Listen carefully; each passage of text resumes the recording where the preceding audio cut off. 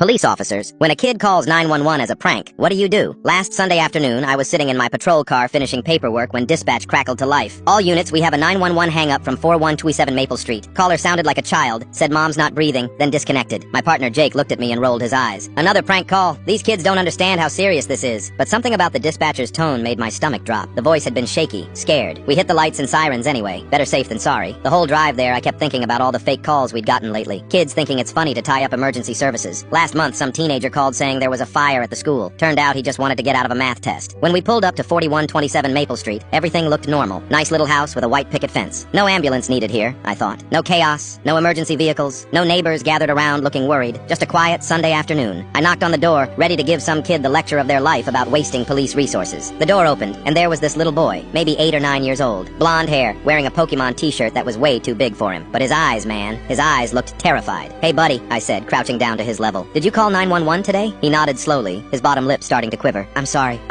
I know I'm not supposed to touch the phone." Jake was already pulling out his notebook, probably ready to write up another prank call report, but I held up my hand. Something wasn't right here. The kid wasn't acting like the usual pranksters we dealt with. He wasn't giggling or trying to run away. He looked genuinely scared. "Where's your mom, buddy?" I asked gently. His eyes darted toward the hallway, then back to me. "She's sleeping on the couch, but she won't wake up and she's making weird noises." That's when my training kicked in. "Can we come inside and check on her?" He stepped aside, wringing his little hands. As soon as I walked into the living room, I saw her. A woman in her 30s, unconscious on the couch, breathing shallow and raspy. On the coffee table next to her were 3 empty pill bottles, oxycodone, Ambien, and something else I couldn't read from that distance. "Call for an ambulance," I told Jake immediately. Then I turned back to the boy. "What's your name, sweetie?" "Tommy," he whispered, tears starting to roll down his cheeks. "Is mommy gonna be okay?" I tried to wake her up, but she just made scary sounds. I remembered you're supposed to call 911 when someone's hurt, but then I got scared because mommy always says don't talk to strangers on the phone. My heart broke right there. This kid had done exactly what he was supposed to do, but he thought he was in trouble for it. I knelt down next to him while Jake checked on his mom. "Tommy, you did the right thing calling us. You might have saved your mom's life." The paramedics arrived within 5 minutes. They immediately started working on Tommy's mom, checking her pulse, setting up an IV, asking Jake about the pill bottles. I stayed with Tommy, who had grabbed onto my leg and wouldn't let go. "I thought you were gonna arrest me," he sobbed into my uniform. "I thought I was bad for using the phone." "No, buddy, you're a hero," I told him, rubbing his back. "You saw your mom needed help and you called the right people. That takes courage." The paramedics got Tommy's mom stabilized and loaded her into the ambulance. Turns out she'd taken way too many pills, probably by accident while she was already drowsy. If Tommy hadn't called when he did, if we hadn't responded, if I had just dismissed it as another prank, she wouldn't have made it. While we waited for Tommy's grandmother to arrive, he sat in my patrol car and I let him play with the siren. He kept asking if his mom was going to be okay, and I promised him the doctors were going to take really good care of her. 2 weeks later, Tommy's mom brought him by the station. She was doing better, going to counseling, being more careful with her medications. Tommy ran up to me with a drawing he'd made. It was a stick figure police officer with a big smile, standing next to a little boy and a house. "This is you saving my mom," he said proudly. That drawing is still taped to my locker.